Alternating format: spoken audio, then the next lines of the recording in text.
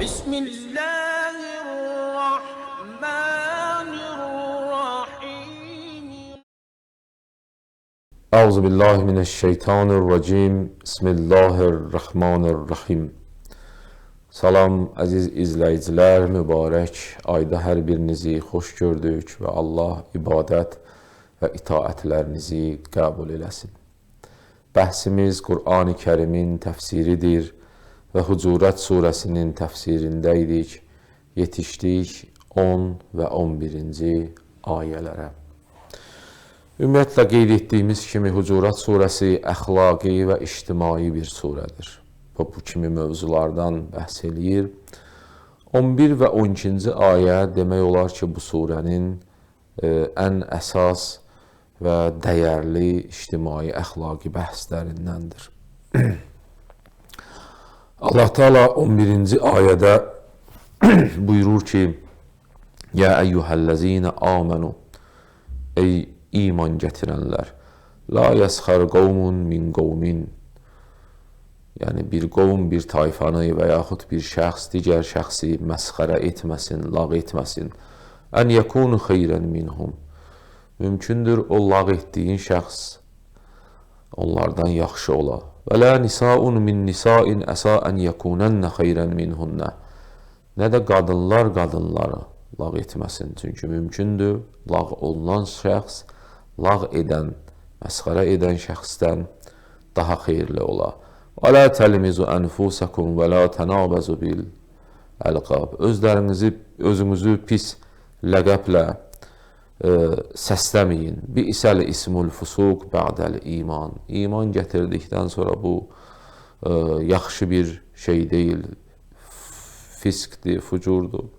Və mən ləm yətub fəuləikə humuz zalimun. Hər kim də bu işləri görə, yəni lağ eləyə, məsxərə eləyə, bir nəfəri kiçildə, bu işlər yaxşı işlər deyil və yaxud pis səsli, pis adla çağıra, pis ləqəblə, bunlar yaxşı iş deyil. Hər kim bunlardan tövbə eləməyə zalim olar, gərək tövbə eləyə. 12-ci ayədə buyurur, Ya eyyuhəl-ləzinə amenu ictənibu kəsirən minəz-zən innə bə'zəz-zənni ismun. Ey iman gətirənlər, bəzi zənlərdən çəkinin ki, həqiqətən bəzi zənlər nədir? İsmun, günahdır. Və lə təcəssəsu, və bir nəfərin haqqında axtarış aparmayın. Və lə yaxtab bə'zukum bə'zən, və bəziniz haqqınızda qeybət eləməyin. Bu qeybət eləmək, əyuhibbu əhədukum ən yəkulə ləhmə əxihi meytən. Bu qeybət eləmək, qeybət olunan şəxsin ətini yeməkdir. Hansı ətini? Ölü ətini yemək kimi gəlir. Fəkərihtumuhu, sizin çoxlarınız da bundan xoşunuz gəlmir. Vəttəqullaha innallaha təvvabun rahim. Allahdan qorxun, həqiqətən Allah tövbələri qəbul eləyən və rəhimdir. Bu ayə haqqında bir neçə nazil olma səbəbi var ki, ayənin hər bir hissəsi bir hadisəyə işarə eləyir. Məsələn, La yəsxəru qovmun min qovmin ayənin bu hissəsi ki, bir nəfər və yaxud bir qovm, bir tayfa, digər tayfanı məsxərə eləməsin, lağ eləməsin, Sabit İbn-i Qeysin haqqında nazil olubdur. Sabit İbn-i Qeys keçən bəhslərimizdə dedik, Həzrəti Rəsulullahın xətibi idi. Biraz, belə deyək, ağır eşidərdi, tam da kar deyildi, ağır eşidərdi. Hər məscidə gəldikdə ona yer verərdilər, keçərdi başar və Rəsulullahın yanında oturardı ki, Rəsulullahı tez eşitsin. Və bir gün o məscidə gəldikdə, ki, sübh namazı vaxtları idi, məscidə gəldikdə yol verin və yaxud yer verin deyə ki, məscidə daxil oldu. Bir yerə ilişdi ki, artıq orada gedə bilmədi və müsəlmanlardan biri dedi ki, otur burada. Və bu həmin şəxsin, Sabit həmin şəxsin arxasında oturdu. Təəssüf namazı qılındı, biraz işıqlananda, hava açılanda Sabit İbn Qeys həmin şəxsdən soruşur ki, sən kimsən? Bu da deyir, mən filan kəsin oğluyam və Sabit ona deyir ki, sən filan, məsələn, qadının oğlusan və qadını pis ləqəblə, pis adla deyərək lağlanır və bu şəxs də əsəbləşir, başını aşağı salır. Və sonra bu ayə nazil olur. Və bunu xatırladım ki, ərəb cahiliyyət dövründə bəzi qadınlar ki, artıq öz yollarını azmışdılar və zina ilə məşğul idilər.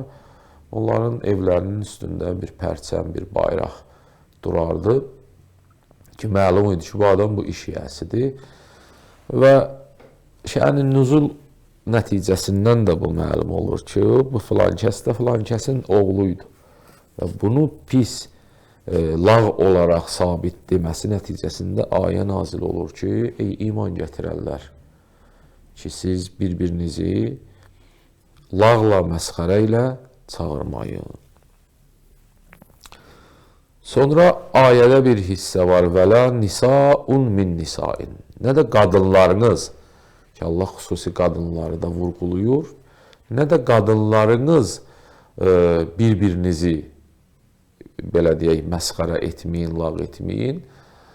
Bu hissənin də nazil olma səbəbi Həzrət Rəsulullahın xanımlarından biri olan Səlmə haqqında nazil olub ki, tarixdə nəql olunur ki, Səlmənin geyindiyi hansısa bir paltara, bir libasa görə və yaxud da Səlmənin boyu balaca olduğuna görə onu bəziləri, məsələn, xüsusən də bəzi xanımlar lağ eləyirdilər, ona məsxər eləyirdilər və Allah Teala bu ayəni nazil elədi ki, vələ nisaun min nisain ki, Səlmə həqiqətən Həzrət Rəsulullahın yaxşı xanımlarından biridir və Səlməni Allah Teala xüsusi onun haqqında bu yerə işarə eləyibdir. Və ayədə ki, bu iki hissə 11-ci ayədə gəlmişdi və 12-ci ayədə də ki, vələ yəxtəb bə'zukum bə'zən. Sizin bəzinizin qeybətini eləməyin. Və burada da yenə bu ayənin də bu hissəsində nazil olmasa səbəbi var. O bundan ibarətdir ki, Səlman-ı Farsini qeybəti olundu və həmçinin Usamə İbn Zeydin. 2 nəfər Həzrət Rəsulullahın səhabələrindən Salmanı göndərdilər ki, gedə Peyğəmbərdən yemək gətirə. Ki, müəyyən bir iş başındaydılar. Həzrət Salman gəldi Rəsulullahın yanına və Həzrət Rəsulullah Salmana dedi ki, məndə bir şey yoxdur. Xəzinədar Usamə İbn Zeydin yanına get. Beytulmalın xəzinədarı odur. Salman Usamənin yanına gəldi və Usamə dedi ki, həqiqətən əlimizdə bir şey yoxdur. Və Salman geri qayıtdı. Bu 2 nəfər səhabə ki, Salmanı göndərmişdi Peyğəmbəri yanına, bunlar başladılar öz-özlərinə, belə deyək, donqullanmağa, söz oynatmağa, söz deməyə ki, bu Salmanı da hara göndərirsən, əli boş gəlir, bu Salmanı da Səmihə quyusuna göndərsən, o zaman Səmihə quyusu, yəni çox sulu quyuydu. Səmihə quyusuna belə göndərsən, əli boş gələr. Və başladılar Həzrət Salmanın arxasınca danışmağa. Və sonra özləri Usamənin yanına gəldilər və gördülər ki, həqiqətən Beytulmalda bir şey yoxdur və Usamə boşuna deməyibdir. Sonra Rəsulullah yanına qayıtdılar və Peyğəmbər bunları gördükdə dedi, sizin ağzınızdan ət iyi gəlir. Dedilər ki, ya Rəsulallah, biz bugün ət yeməmişik ki. Dedilər, Həzrət Rəsulullah dedi ki, buyurdu ki, siz bugün Səlman və Usamənin ətini yiyibsiniz. Və bu ayə onlar haqqında nazil oldu və qeybət etməkdən çəkindirdi. Və odur ki, nəinki təkcə onlar, ümumiyyətlə qeybət ki, bilirik ki, haram bir işdir. Amma ayələrin təfsirinə gəldikdə, deyərdik ki, ümumiyyətlə, ayə nədən çəkindirir və birinci mərhələdə qeyd etdiyimiz kimi ayə buyurdu ki, ya eyyuhellezine amenu ey iman gətirənlər la yesxaru qavmin min qavmin. Bir qovm bir tayfanı məsxərə eləməsin, əsa ən yekunu xeyrən minhum. Ümid budur ki, siz olağa qoyduğunuz, məsxərə elədiyiniz adam sizdən daha xeyirli olar. Ümumiyyətlə, bir insan bir insanı niyə məsxərə eləyir? Allah birinci mərhələdə bunu bəyan eləyir. Məsxərənin səbəbi bundan ibarətdir ki, o məsxərə eləyən şəxs, lağ eləyən şəxs özünü üstün görür. Bu üstün görmə özünü başqasını lağa qoymaqlandır. Hətta bəzi insanlar zarafatda belə lağ eləyirlər, görürsən özlərini üstün görürlər. Və odur ki, Allah burada bu üstün görməyi çox qınayır. Kökü üstün görmədir. Ona görə lağ eləməyə gəlib çıxardır və Allah digər ayələrdəki bəhs eləyəcək bundan sonra Allah əsl bir ölçü qoyur. O da təqva ölçüsüdür. Hər kim olursan ol, bir-birinizdən üstün deyilsiniz və üstünlük yalnız təqvadadır. Təqvalı insanda heç kəsi təbii ki, məsxərə eləmir. Birinci mərhələni Allah kəlamında bu cür izah edir. İkinci mərhələdə buyurur ki, vələ təlmizu ənfusakum. Bir-birinizə tənə vurub və eyb axtarmayın. Bir-birinizə tənə vurub və eyb axtarmayın. Bu eyb axtarmaq ki, ləmz sözü ondandır, eyb axtarmaq. Bir huməzə sözü var ki, Qur'an-ı Kərimin axır ayələrində, bir də luməz sözü var. Huməz sözü eybi deməkdir. Şəxsin öz yanında üzünə eybini deməkdir və luməz sözü eyb axtarmaqdır. Mümkündür o eyb həmin şəxsdə ola, mənası bu deyil ki, yoxdur. Amma o eybi axtarmağa luməz deyirlər və Allah Teala burada buyurur, vələ təlmizu ənfusakum. Bir-birinizin eybinizi axtarmayın. İkinci mərhələdə bunu izah eləyir və burada bir kəlmə işlədir, ənfusakum, özünüzün. Yəni demək istəyir ki, ey eyyuhellezine amenu, ey möminlər, ey iman gətirənlər, siz bir-birinizin özünüzsünüz və özünüzdə eyb axtarmayın. Ayənin nazil olma səbəblərində də qeyd etdiyim kimi, möminlər haqqındadır. Bu şənin nazil olma səbəblərinin hər üçü möminlər haqqındadır. Ona görə Allah Teala burada bu təbirdən istifadə edir. Lə təlmizu ənfusakum. Sən iki sahabəsən, Salmanla özüsən. Və yaxud Səlmiyə lağ eləyən müəyyən bir qadın ki, sən elə Səlmə ilə bir bacı hesab olursan. Sabit ibn Qeys və digərləri ki, qeyd elədik. Allah Teala burada üçüncü mərhələdə ki, bir ayə içərisində buyurur ki, vəla tənabəzu bil əlqab. Bir-birinizi pis ləqəblərlə bir-birinizi çağırmayın. Həqiqətən ləqəb elə bir şeydir ki, bəzi vaxt görürsən ki, cəmiyyətdə bir nəfəri pis ləqəblə çağırdın, o ləqəb onun üzərində qalır. Ki, uzun bir müddət illər keçsə də filan kəs məsələn. Ona görə ləqəb insanı ömrün axırına kimi təhqir edəcək bir məsələdir. Təhqir edəcək bir məsələdir. Mümkündür bir hadisə baş verə və bu hadisə nəticəsində bir nəfəri ləqəblə çağıralar ki, bu bunun kiçiltmək anlamında gələr. Yoxsa məsələn bir alim haqqında deyirlər, fəqihdir, alimdir, mücahiddir. Bu cür təbii ki, deməklər yaxşıdır, amma bir nəfəri pis ləqəblə çağırmaq ömrünün axırına kimi onda bir mənfi təsir qoymağına gətirib çıxara bilər. Bu ləqəblə çağırmağın cərəyanı nədən ibarət idi? Həzrət Rəsulullahın xanımlarından biri Səfiyyə xanımı idi ki, Xüyey ibn Əxtəb ki, əvvəl təfsirin əvvəlində dedik, Rəsulullahın haqqında gedib axtarış eləyirdi, İslam gətirib müsəlman olmayaq. Bu Səfiyyə xanım Xeybər fəth olduqdan sonra müsəlman olan Yahudilərdəndir. Bu xanım Xeybərin fəthindən sonraki müsəlman oldu və Peyğəmbərlə evləndi. Və qadınlar arası bir gün mübahisə olduqda nəqildə var ki, Məcmuəl Bəyan nəql eləyir ki, bir gün Ayşə xanım bunu danladı və danlayarkən mümkündür Səfiyyənin bir səhv hərəkəti və yaxud bəzi hərəkəti var ki, mümkün idi səhv olmaya, amma Ayşə xanımın xoşuna gəlməmişdi, danladı və sözü ortasında dedi ki, ey Yəhudi zadə, Səfiyyəyə nisbət və o da narahatçılığını gəldi Həzrəti Rəsulullaha bildirdi ki, Ayşə xanım məni ey Yəhudizadə deyərək xitab eləyir.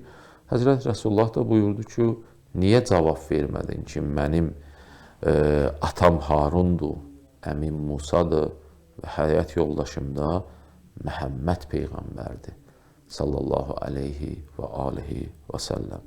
Və bu cəhətə və la tənabəzu bil əlqab ayəsinin nazil olma səbəbi də bundan ibarət idi. Və bu cəhətdən də ayənin axırında Allah Teala buyurur ki, bi'səl ismul fusuq ki,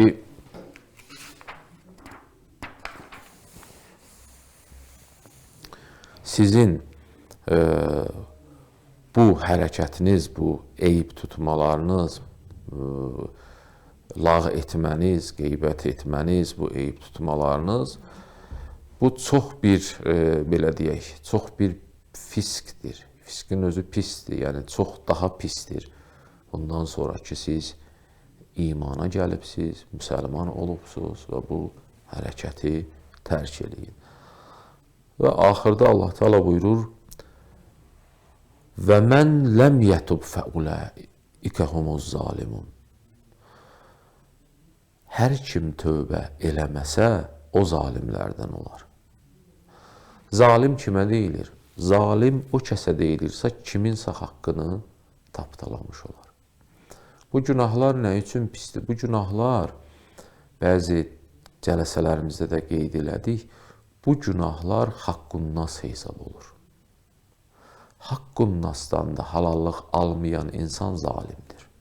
Baxın, mənim qeybətimi eləyibsənsə, mənim haqqımdır. Gərək halallıq alasan. Məni lağa qoyubsansa, gərək məndən halallıq ala. Mənim haqqımdır. Nəuzubillah, Allahı lağa qoymayıbsan ki, Allahın qeybətini eləməyibsən ki. Allaha nəsə də desən, Allah özü rəhimdir, səni bağışlaya bilər. Amma mən bəndə olaraq, sən bəndə olaraq mümkündür o bağışlama qüdrətini olmuyor. İnad eləyəsən, bağışlamayasan. Ona görə bu kimi pis ləqəblə çağırmaq, lağ etmək və eyib axtarmaq, sən kimsən, məsələn, cəmaət içərisində mənim və yaxud sənin və yaxud digər insanların eybini axtarırsan, və buna görə bunlar haqqunnas hesab olur. Haqqunnas hesab olduğuna görə haqqunasa tövbə eləməyən şəxs zalimdir. Allah buna işarə eləyir. Və mən ləm yətub fəuləykə humuz zalimun. Hər kim bu gördüyü pis işlərdən tövbə eləməsə, o zalimlərdəndir.